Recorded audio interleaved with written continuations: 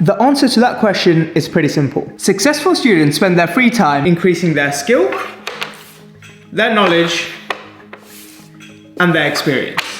Hey guys, welcome back to the channel. My name's Shane and I'm a recently qualified doctor and neuroscience supervisor at Cambridge University, and today I'm going to take you from this to this by explaining the 3 circles that successful students spend their free time on. Now, I know what you're thinking. Isn't the whole point of free time just to relax and not think about what you need to do? Well, that was the attitude I took anyway. I definitely was one of these people at the end of the year when I got to my summer holidays. I used to think, yeah, I deserve this. I worked super hard throughout the year.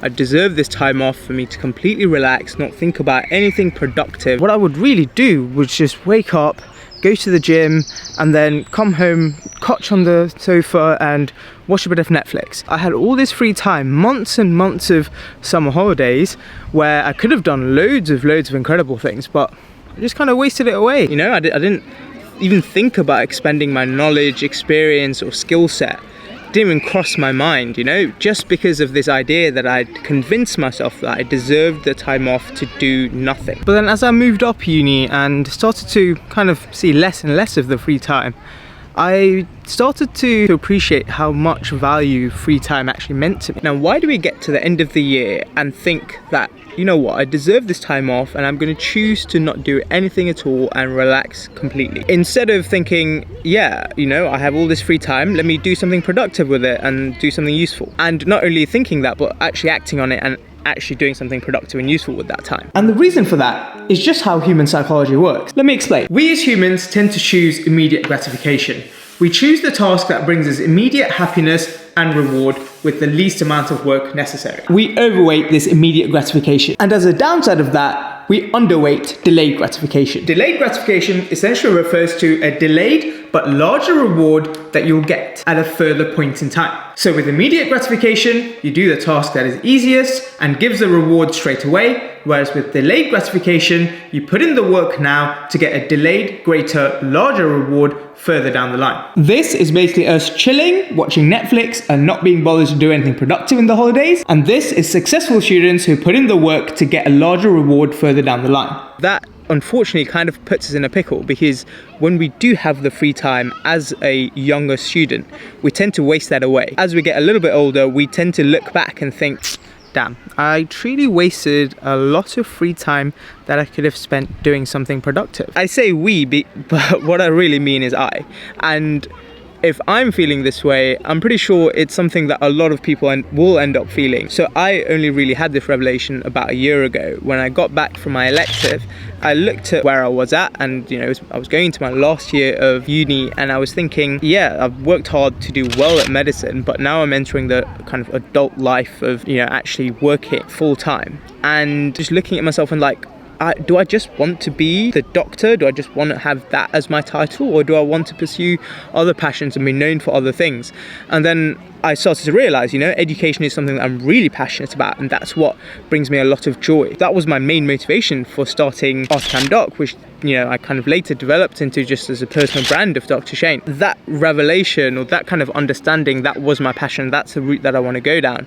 That took time to get to, and that's completely fine. But that does make me think, you know, if I'd been a lot more introspective and a lot more intentional in my thinking earlier in my student life, I would have probably arrived at this conclusion earlier, which meant that I had more time available to me to develop all of these things and get things kind of grounded for when I would start work and time became more and more valuable. Basically, I'm trying to convince as many students as possible to start thinking a lot more intentionally about what and who they want to be much earlier, seeing the value of time that being a student brings and capitalizing on that. I think the best way I can really do this is to show you guys what I've kind of ended up focusing my free time around. And the way I've split it up is into developing certain skills, developing and expanding my knowledge, and lastly, gaining new experiences, and hopefully try and convince you guys of the value of using free time.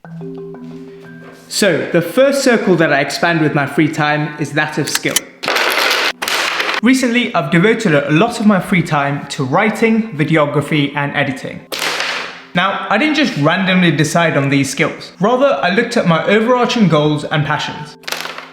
Like I mentioned, I'm passionate about teaching. I know that's what I want to do, and I know that's what brings me happiness. I myself am a student, so I appreciate how education is evolving, and I appreciate the importance of multimedia platforms. We probably get more value from a 20-minute YouTube video than we get from a whole term's worth of lectures. So putting two and two together, I realized if I wanted to be an effective teacher, I'd have to start making educational content on several platforms. So I first started by getting into writing. I tried to develop a style that was concise, to the point, but also very accessible. Then I decided I needed a visual modality. So I started a YouTube channel and I started to produce videos that complemented the written material. And then I decided I needed to up my production value. So I decided to learn editing. What I'm trying to say here is, when you're deciding what skills you want to develop, think about the overarching goals and passions that you have. See what you want to achieve and what skills are going to help you achieve those things. And if you don't know yet, that's also fine. Just think about the skills that are very general and you can transfer to a lot of things. For example, I feel like writing, videography, and editing are highly transferable. As I got better at editing, I also got better at making posters for research presentations. I started to get an eye for design. I started to realize what looked good, what didn't. So the next circle that I spend my free time expanding is knowledge. Now, I'm not talking about expanding your knowledge on the subjects that you study, but instead I'm talking about wider interests. For example, recently I've become really interested in the concept of financial literacy. I've basically got to the big age of 24 without actually having a proper understanding of how best to manage my money, especially when it comes to things like investing. Now that I'm out of full-time education and starting a new job, I want to become a lot more aware of where I'm spending my money and also how I'm using it. But of course, my knowledge of all of those things is pretty dire, so I decided to do something about it in my free time. What I actually did was pretty simple. All I did was go on YouTube and just search best books for money or how to invest for beginners. I tried both of those searches and found some pretty good videos, and I also asked around a lot of people and I got recommended a pretty fantastic book called Rich Dad, Poor Dad, which I then went away and started listening to on Audible. What I do is I come to the gym, I work out, which is a fairly established habit, and then I just have this audiobook playing in the background. What I would normally do is kind of listen to music, and then when I take breaks, I just flip through my phone, going through the different social media, you know, going through TikTok, Instagram, whatever.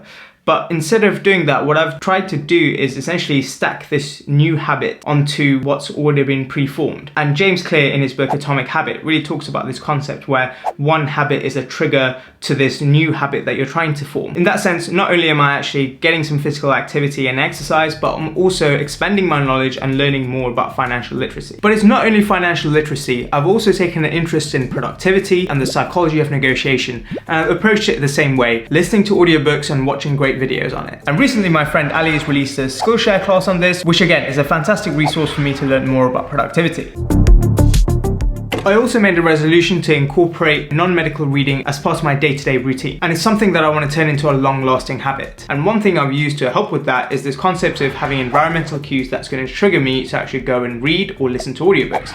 And a really easy thing that I've started to do is put my iPad constantly in this room, which is essentially the makeshift gym where I work out in. And as a result, that triggers me to think, yes, I now need to listen to an audiobook or read something. And as a result, I've become much more interested in productivity and how we can maximize what we can do with the time we have. So starting these habits when I have a lot of free time means that I can start it at a point where there's very little resistance. And hopefully if I maintain this during this period, it's going to spill over to when I actually do start work and the resistance to actually doing all of these things becomes a lot higher. But what I'm trying to say is I'm using my free time to expand my knowledge that's not just directly driven to medicine or whatever subject I was doing. Instead, I'm expanding my wider knowledge on things that's going to help me in my future.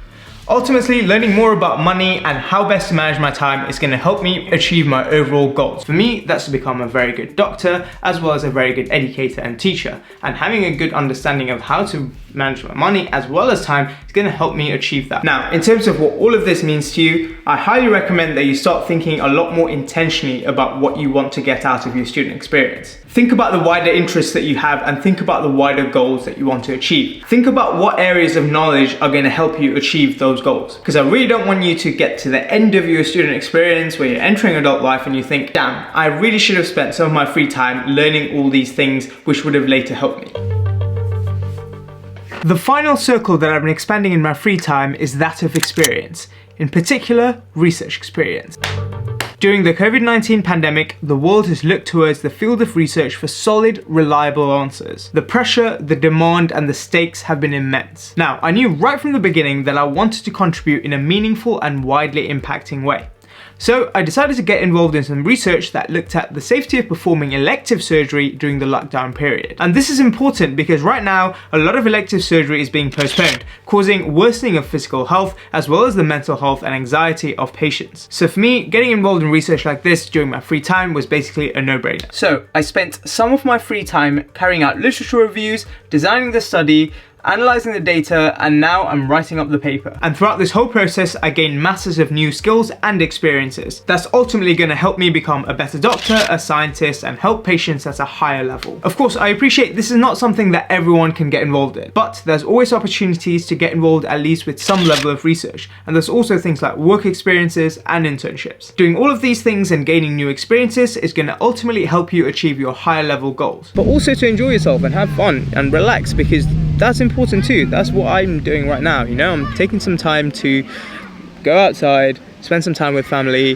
visit nice places, and that's an important part of using your free time, and that kind of comes under the category of experience. If after all of this you're sold on the idea of using your free time productively, then definitely check out this video that will help you apply for those all-important internships and work experiences. And if you're looking for some motivation to take that first step, then definitely check out this video. And if you've enjoyed this video, don't forget to like and smash that subscribe button. But that's it from me for today, and I'll see you guys next time.